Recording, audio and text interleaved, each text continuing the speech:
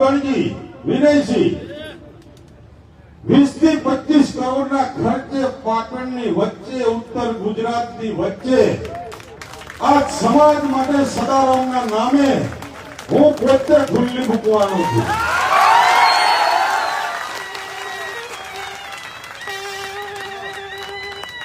આજે હોસ્પિટલ એની અંદર 2 થી 2.5 લાખ રૂપિયાના પગારદાર ડોક્ટર હશે।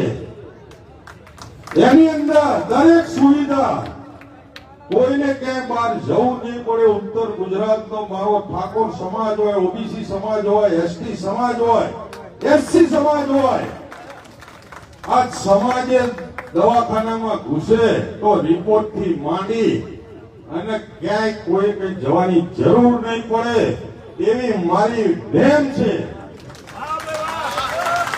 એની અંદર હું પેરામેડિકલ જે દીકરીઓ દીકરાને ભણવું હશે એના માટે હું વ્યવસ્થા કરી આપીશ। આ હું ગતરાર માની સદારામ બાપાની સોગંદ થઈને બોલું છું।